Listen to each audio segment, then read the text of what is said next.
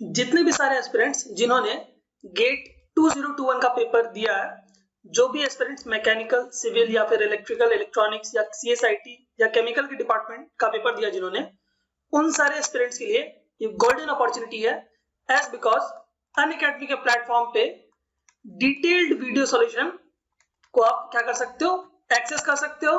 कहां पर? अनअकैडमी के प्लेटफॉर्म पे। वीडियो के जस्ट नीचे डिस्क्रिप्शन बॉक्स में मैंने डायरेक्ट लिंक प्रोवाइड कर दिया है, जिसके थ्रू आप क्या कर सकते हो, mechanical, civil, electrical, electronics, CSIT and chemical के non tech and technical questions का आप डिटेल्ड वीडियो सॉल्यूशंस देख सकते हो और लर्निंग ले सकते हो। ठीक है, गेट 2021 के डिफरेंट डिपार्टमेंट के डिटेल्ड वीडियो सॉल्यूशन जो प्रोवाइड कराए जा रहे हैं, वो सारे highly experienced faculty members like Ravindra Babu रघुला sir, Reddy sir, Vishnu sir, Ankit Goyal sir, Saurabh Thakur sir, इनके थ्रू प्रोवाइड कराया जा रहा है, जो कि हाईली एक्सपीरियंस्ड फैकल्टी मेंबर्स है फ्रॉम IITs एंड IIScs, जिनके पास 20 इयर्स, 12 इयर्स, 13 इयर्स प्लस का एक्सपीरियंस है। तो आप इन पे ब्लाइंडली ट्रस्ट कर सकते हो। ठीक है, अगर आप CSIT, मैकेनिकल या फिर सिविल इन डिपार्टमेंट से बिलोंग करते हो और अगर आप अपनी प्रैक्टिस को जज करना चाहते हो, तो आप अनअकैडमी कॉम्बैट सेशन को लाइव ज्वाइन कर सकते हो, वो भी बिल्कुल फ्री। ठीक है, जो कि 21 फेब को 11 बजे सुबह में कंडक्ट होने वाला है अनअकैडमी के प्लेटफॉर्म पे। ठीक है, जिसके थ्रू टॉप 3 विनर्स को 100% का स्कॉलरशिप मिलने वाला है ऑन प्लस सब्सक्रिप्शन।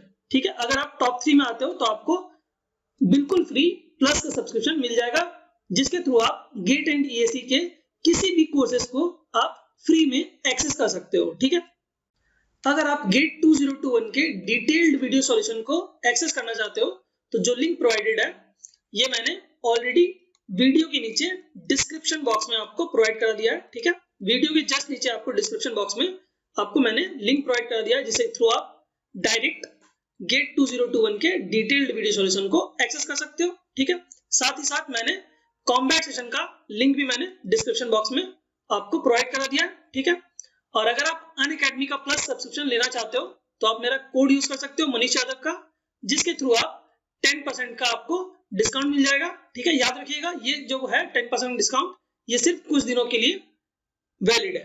ठीक है, चलिए आज के सेशन में हम लोग बात करने वाले हैं जनरल एप्टीट्यूड के ऊपर। ठीक है, जो कि गेट 2021 के पेपर में, वो भी सिविल एंड कंप्यूटर साइंस के पेपर में पूछे गए थे। ठीक है, वो भी मेमोरी बेस्ड क्वेश्चंस हमारे पास में जो अवेलेबल हैं, हम लोग उनको डिस्कस करने वाले हैं। ठीक है, चलिए स्टार्ट करते हैं पहले क्वेश्चन से। चलिए बात करते हैं हमारे पहले क्वेश्चन के ऊपर। ये क्वेश्चन हमारे पास में गेट 2021 के सिविल के एप्टीट्यूड के पोर्शन में पूछा गया था क्वेश्चन। देखते हैं इसको। Four person PQRS to be seated in a row facing the same direction, P and R can't be seated adjacent। तो हमारे पास में क्या है, 4 लोग हैं, P है, Q है भाई, एक और R है, एक S है। ठीक है, 4 लोग हैं। हमारे पास कंडीशन क्या बोला गया है कि हमारे पास में P and R can't be seated together, या फिर एडजेसेंट बोल दिया गया। हमारे पास में P and R जो है वो एडजेसेंट नहीं रह सकते हैं। ठीक है, नॉट एडजेसेंट क्रॉस कर दिया मैंने इसलिए। ठीक है, नॉट एडजेसेंट। उसके बाद सेकंड स्टेटमेंट बोला है S should be seated to the right of Q। जो हमारे पास में S है वो Q की क्या होना चाहिए भाई, राइट में होना चाहिए। ठीक है, ये हमारे पास में 2 कंडीशन दे दिया गया। अब हमसे पूछा गया then how many distinct seating arrangement is possible. तो हमारे पास में बोला गया है कि कितने डिस्टिंक्ट अरेंजमेंट्स पॉसिबल होंगे। ठीक है भाई, चलिए तो हमारे पास में ये दोनों कंडीशन को फुलफिल करके हमें डिस्टिंक्ट अरेंजमेंट्स बताने हैं कितने हो सकते हैं। तो हम क्या करते हैं, यहाँ पर सबसे पहले 4 प्लेसेस बना लेते हैं, 1 2 3 4। ठीक, तो हमारे पास में क्या करना है, Q एंड S वाला, ये वाला जो कंडीशन है बहुत इंपॉर्टेंट, ये वाला कंडीशन। यहाँ बोला गया है S should be seated right of Q, यहाँ इमीडिएट राइट नहीं बोला गया है। ठीक है, तो हमारे पास में राइट क्या हो सकता है, इमीडिएट राइट भी हो सकता है या फिर दूर भी हो सकता है। दैट मीन्स मैं यहाँ लिख के बता रहा हूँ। तो ऐसा हो सकता है कि हमारे पास में Q और S यहाँ ऐसा बैठा हुआ हो, या फिर ऐसा हो सकता है हमारे पास में, ठीक है। देखिए दोनों ही कंडीशन में क्या है, S जो है वो Q के राइट में बैठा हुआ है, या फिर ऐसा हो सकता है जहां पर हमारे पास में S क्या है, Q के राइट में है। आप बोलेंगे कि सर ये तो हमारे पास में ऐसा हो गया जब इमीडिएट वाला है, लेकिन अगर मैं बोलूं हमारे पास में कि अगर मैं यहाँ लिख दूं Q को और यहाँ लिख दूं S को, तब भी हमारे पास में राइट साइड होगा S, ठीक है, कोई बात नहीं। चलिए उसके बाद अगर मैं बोलूं कि हमारे पास में Q और S को अगर मैं कुछ इस तरह से ओरिएंटेशन में रख दूं, तो हमारे पास में S क्या होगा, Q के राइट में होगा, ठीक है। एक और हमारे पास में होगा ये वाला Q और यहाँ S, अगर एंड्स पे रख दे तो हमारे पास में अभी क्या है, S जो है वो Q के राइट में है, ठीक है भाई। चलिए अब मैं कलर चेंज कर देता हूँ थोड़ा सा। तो आप मेरे को ये बताइए, मैंने 6 केसेस लिख दिए हैं, हमें क्या बोला गया है, P and R not adjacent. अगर मैं यहाँ पर P और R को रखता हूं तो क्या ये दोनों आपस में एडजेसेंट है? बिल्कुल है। दैट मींस ये वाला केस तो हो ही नहीं सकता, ये वाला केस को हमें क्या करना पड़ेगा, डिस्कार्ड करना पड़ेगा। दैट मींस Q और S यहां नहीं बैठ सकते हैं, क्यों? क्योंकि P और R उस केस में एडजेसेंट हो जा रहे हैं, और हमारे पास में बोला गया कंडीशन कि P और R एडजेसेंट नहीं होने चाहिए, ठीक है भाई। सिमिलरली अगर मैं यहां बात करता हूं, मैं अभी सेकंड वाले को छोड़ दे रहा हूं, ठीक है, क्यों छोड़ रहा हूं आपको पता चल जाएगा, ठीक है। तो अगर मैं बात करता हूं थर्ड वाले केस की, अगर मैं यहाँ पर P और R को बिठाता हूं तो आप देखिए P और R क्या हो जा रहा है, हमारे पास में एडजेसेंट हो जा रहा है, जो कि हमें नहीं चाहिए। क्यों नहीं चाहिए भाई? ऑप्शन हमारे पास में क्वेश्चन में बोला गया है कि हमारे पास में P और R एडजेसेंट नहीं होने चाहिए, तो ये भी चला गया। अब अगर मैं बात करूं इस केस की, जो लास्ट वाला केस है, तो हमारे पास में P और R यहां बैठ सकते हैं, जो कि हमें नहीं चाहिए। क्यों नहीं चाहिए? एडजेसेंट नहीं होना चाहिए, हमारे पास में कंडीशन लिखा गया है, ठीक है। अब हमारे पास में बच गए हैं 3 केसेस, तो अब हम एक एक करके डिस्कस करते हैं। तो हमारे पास में अगर मैं यहाँ पर P और R को बिठा दूं तो एकदम सॉलिड आ जाएगा, हमारे पास में दोनों कंडीशन सेटिस्फाई हो जाएंगे। लेकिन P और R अपना पोजीशन क्या कर सकते हैं, इंटरचेंज कर सकते हैं 2 फैक्टोरियल के बेस से। तो हमारे पास में क्या हो जाएंगे, यहाँ पर 2 तरीका हमारे पास में आ गया यहाँ पर, ठीक है। सिमिलरली मैं यहाँ पर P और R को बिठा सकता हूँ और उनके पोजीशन को आपस में इंटरचेंज कर सकता हूँ 2 फैक्टोरियल के बेस से। तो हमारे पास में यहाँ पर भी आ गया 2 वेज, ठीक है, 2 फैक्टोरियल जो कि 2 होता है, ठीक है। तो हमारे पास में 2 वेज आ गया यहाँ पर भी। तो अब मैं क्या बोल सकता हूँ, हमारे पास में ये जो एक और केस है उसको कंसिडर कर लेते हैं। P को यहाँ बिठा दिया, R को यहाँ बिठा दिया और इन दोनों को आपस में इंटरचेंज कर दिया 2 फैक्टोरियल से। तो हमारे पास में यहाँ पर भी आ गया 2 वेज। तो आप देखेंगे तो हमारे पास में क्या हो जाएगा, सम कर देना पड़ेगा 2 + 2 + 2। That means total number of ways कितने हो जाएंगे, डिस्टिंक्ट अरेंजमेंट्स हमारे पास में कितने हो जाएंगे, टोटल 6, जो कि हमारे पास में ऑप्शन ए में हमारे पास में करेक्ट आंसर दिख रहा है, ठीक है। तो हमारे पास में क्या होंगे, 6 ऐसे हम क्या कर सकते हैं, डिस्टिंक्ट सीटिंग अरेंजमेंट्स कर सकते हैं जहां पर कि हमारे पास में P और R एडजेसेंट नहीं होंगे and S should B right of Q, ठीक है। इन दोनों कंडीशन को सेटिस्फाई करवा के हम क्या कर सकते हैं, 6 डिफरेंट अरेंजमेंट्स बना सकते हैं। आई होप क्वेश्चन क्लियर हुआ होगा। चलिए बात करते हैं नेक्स्ट क्वेश्चन पे। चलिए बात करते हैं हमारे नेक्स्ट क्वेश्चन के ऊपर। ये क्वेश्चन हमारा सिविल के एप्टीट्यूड के सेक्शन में पूछा गया था क्वेश्चन। देखते हैं क्वेश्चन को। Following step is forward bye 5 equal length segments PR, PS, TQ, TR and QS। तो हमारे पास में देखिए PR ये वाला है, PS, TQ, TR and QS सब लेंथ क्या हमारे पास में बराबर है, इक्वल है। हमसे पूछा गया what will be the angle theta, ये वाला जो एंगल हमारे पास में थीटा है, ये वाला, ये हमसे पूछा गया क्या होगा, ठीक है। तो इसको एक बार सेपरेट करके हम क्या कर लेते हैं, एक बार ड्रॉ कर लेते हैं, थोड़ा सा क्लियर रहेगा, ठीक है। तो ये हमारे पास में आ गया। तो हमारे पास में क्या बन रहा है कि स्टार टाइप का हमारे पास में डायग्राम बन रहा है, देखिए ये बन गया। अब आप मुझे ये बताइए, मैं थोड़ा कलर चेंज करता हूं जिससे कि क्लियर होगा। तो हमारे पास में हर एक लाइन सेगमेंट क्या बोला, इक्वल है। तो अगर मैं बोलूं हमारे पास में ये line segment P, S, R T Q. आप लोगों ने अगर टेंथ में पढ़ा होगा, angles opposite to equal sides are also equal. Angles opposite to equal sides are also equal. ठीक है, अगर आपने टेंथ में याद होगा, अगर आप लोगों ने पढ़ा होगा, एंगल्स और ट्रायंगल के बीच में जो हमारे पास में ये वाला होता है, इसका वाइस वर्सा भी हमारे पास में पॉसिबल होता है। That means sides opposite to equal angles are also equal, या फिर हम ऐसा भी बोल सकते हैं angles opposite to equal sides are also equal. दोनों को वाइस वर्सा भी पॉसिबल है। ठीक है, तो अगर मैं ये बात करूं, हमारे पास में P S and P R अगर हमारे पास में इक्वल है, P R and P S अगर हमारे पास में इक्वल है, तो मैं बोल सकता हूं कि ये हमारे पास में ये वाला एंगल थीटा में निकालना है। ठीक, तो हमारे पास मैं बोल सकता हूं कि ये वाला एंगल और ये वाला एंगल इक्वल होगा। अगर P S and P R equal है तो इस प्रॉपर्टी के हिसाब से। ठीक है, सिमिलरली अगर मैं ये बोल सकूं T Q and T R, that means ये वाला T Q and T R अगर हमारे पास में इक्वल है, तो मैं बोल सकता हूं कि ये वाला एंगल और ये वाला एंगल दोनों इक्वल होगा आपस में।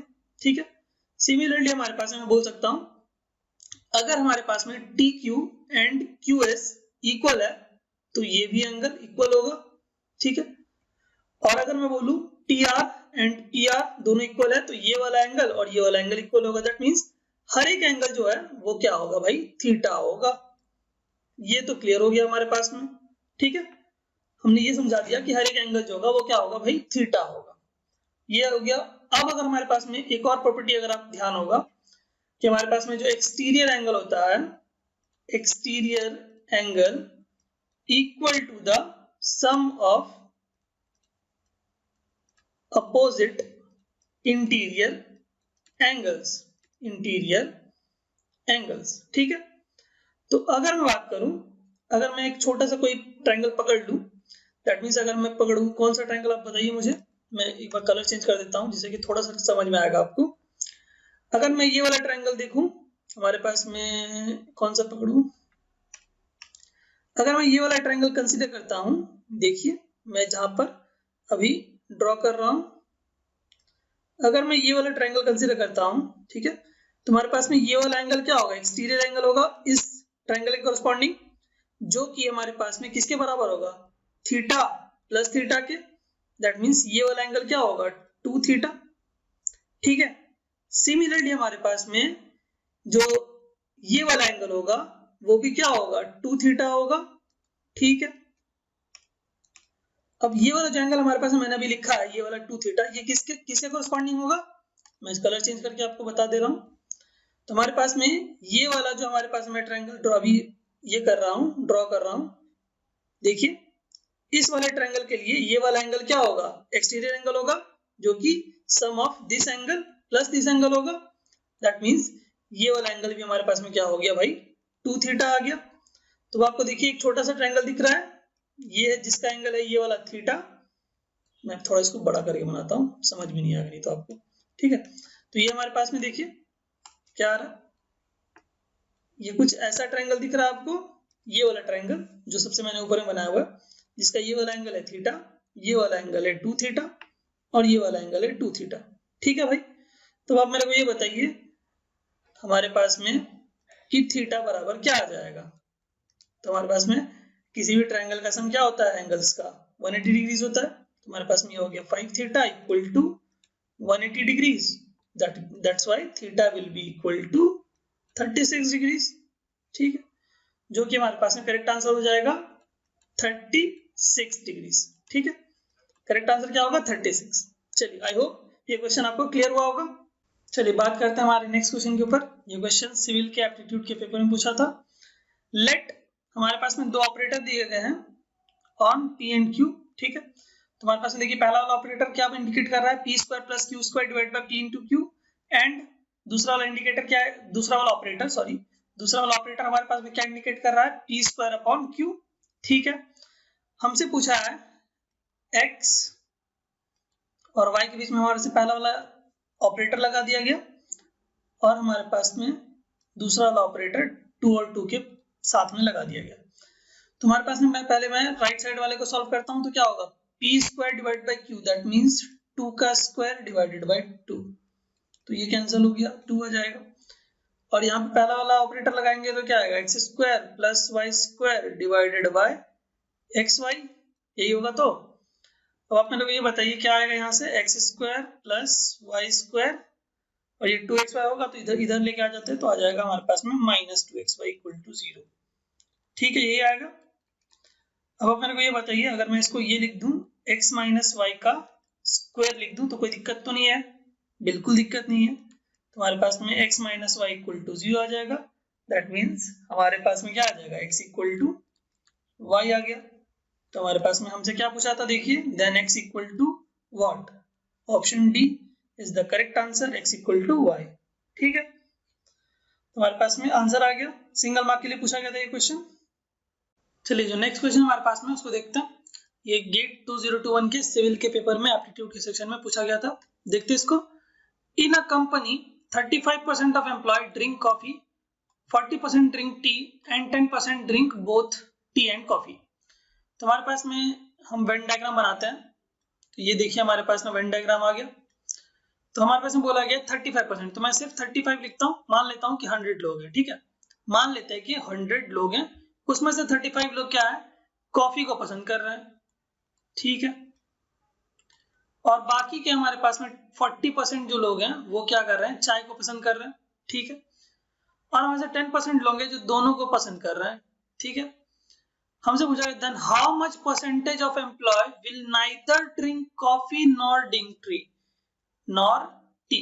ठीक है, तो हमारे पास में पूछा गया है कि ऐसे कितने लोग हैं जो कि हमारे पास में ना तो कॉफी पीते ना तो टी पी रहे।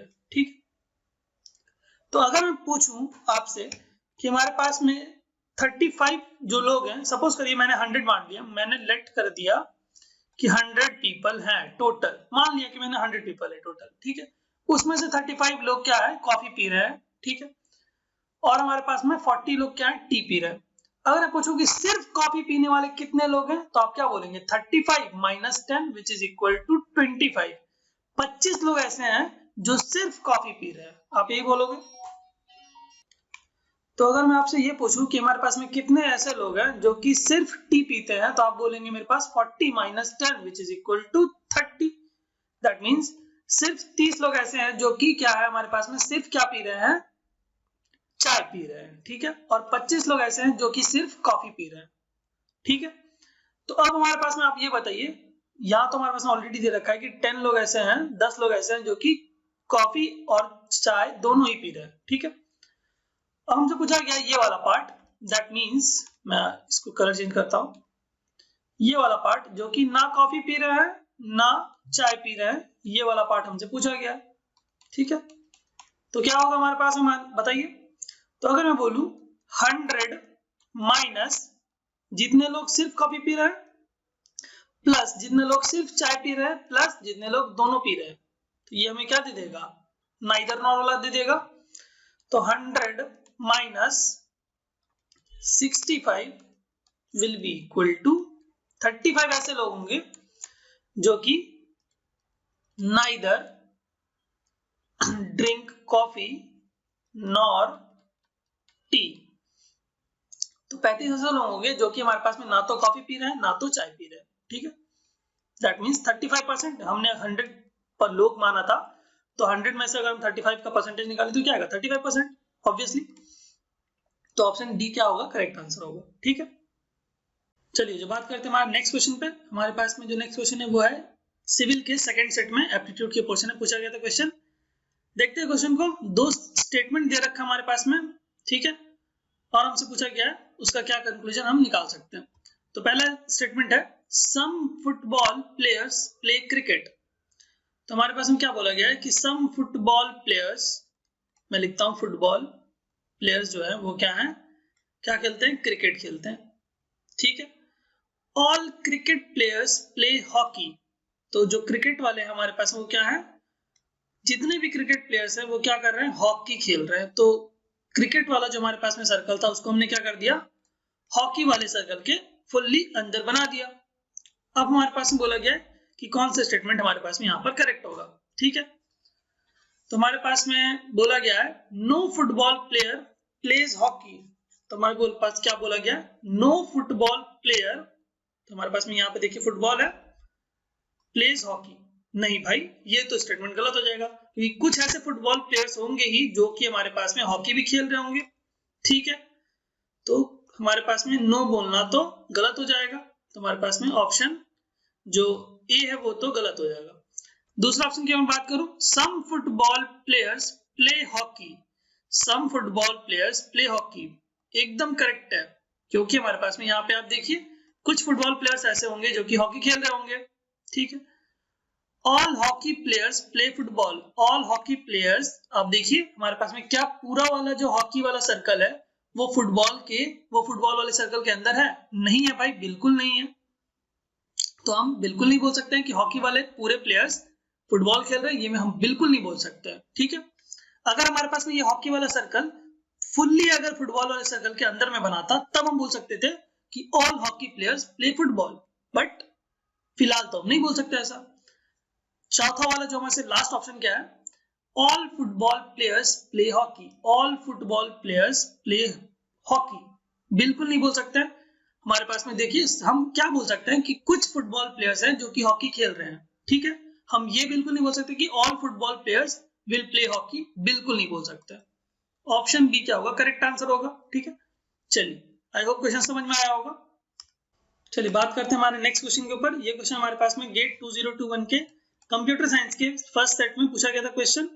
देखते हैं इसको। हमारे पास में दो स्टेटमेंट दे रखा है, हमारे पास में ये दो स्टेटमेंट है S1 S2 एंड दो कंक्लूजन है C1 एंड C2। ठीक है, हमसे पूछा गया ABCD के में से कौन सा एक ऑप्शन जस्टिफाई करता है इन कंक्लूजन को। ठीक है, तो पहला स्टेटमेंट देखते हैं, all bacteria are microorganism. तुमसे पहला स्टेटमेंट क्या बोल रहा है कि ऑल बैक्टीरिया, मैं बैक्टीरिया को B से डिनोट कर देता हूं, आर माइक्रो ऑर्गेनिज्म, हर एक बैक्टीरिया क्या है हमारे पास में माइक्रो ऑर्गेनिज्म है, ऐसा क्वेश्चन में बोला जा रहा है। तो हमने माइक्रो ऑर्गेनिज्म को M से डिनोट किया, B को, और हमारे पास में बैक्टीरिया को B से डिनोट किया। ठीक है, चलिए S1 तो हो गया। S2 की अगर बात करो स्टेटमेंट 2 की, all pathogens are microorganism, all pathogens are microorganisms. ठीक है भाई, ये भी बात तो सही है। तो हमारे पास में क्या हो सकता है, मैं इसको ऐसा ना बनाकर मैं थोड़ा सा क्या कर दूं, ये लीजिए, मैं इसको यहाँ नहीं बनाता हूँ। ठीक है, मैं इसी के अंदर बना देता हूँ। ठीक है, चलिए, तो अगर मैं बोलूं all pathogens are microorganism, तो या मैं ऐसा बना सकता हूँ पैथोजेन वाला सर्कल पूरा फुल्ली इसके अंदर M के अंदर, या फिर ऐसा हो सकता है हमारे पास में ये हो गया माइक्रो ऑर्गेनिज्म का सर्कल, ये हो गया हमारे पास में बैक्टीरिया का सर्कल, और ये हमारे पास में आ गया पैथोजेन का सर्कल। तो या तो ऐसा होगा या तो ऐसा हो सकता है। हमारे पास में बोला नहीं गया है बैक्टीरिया एंड पैथोजेन के बीच में क्या रिलेशन है, ये हमें नहीं बताया गया है। तो हमें दोनों कंसीडर करके रखना पड़ेगा, जो सूटेबल लगेगा हम उसको यूज कर लेंगे। ठीक है, कंक्लूजन क्या बोल रहा है कि some pathogens are bacteria, some pathogens are bacteria. अगर हम सेकंड वाले डायग्राम को अगर माने तो इसके अकॉर्डिंग कंक्लूजन 1 करेक्ट है, लेकिन पहले वाले डायग्राम के अकॉर्डिंग कंक्लूजन 1 रॉन्ग है। ठीक है, दैट मींस हमारे पास में हम कुछ नहीं बोल सकते, कंक्लूजन 1 क्या हो सकता है, सही हो सकता है या नहीं हो सकता, नहीं बता सकते, क्योंकि दोनों डायग्राम में वो चेंज हो जा रहा है। ठीक है, all pathogens are not bacteria, all pathogens are not bacteria. तो अगर हम पहले वाले सर्कल को देखें तो उसके अकॉर्डिंग C2 क्या है, करेक्ट है। अगर हम दूसरे वाले डायग्राम को देखें उसके अकॉर्डिंग C2 क्या है, रॉन्ग है। दैट मींस कि दोनों ही हमारे पास में दोनों कंक्लूजन जो है C1 and C2 are complementary to each other. That means या तो C1 सही होगा या तो C2 सही होगा, आइदर C1 सही होगा या फिर C2 सही होगा, दोनों में से कोई एक ही करेक्ट हो सकता है एट अ टाइम। ठीक है, तो हम क्या बोल सकते हैं, आइदर कंक्लूजन 1 और conclusion 2 correct. That means at a particular period of time, that means एक पॉइंट ऑफ टाइम पे हम क्या कर सकते हैं, सिर्फ एक ही कंक्लूजन को करेक्ट बता सकते हैं, साइमल्टेनियसली दोनों कंक्लूजन एक साथ करेक्ट नहीं हो सकते हैं। ठीक है, क्यों? क्योंकि कॉम्प्लीमेंट्री स्टेटमेंट है दोनों।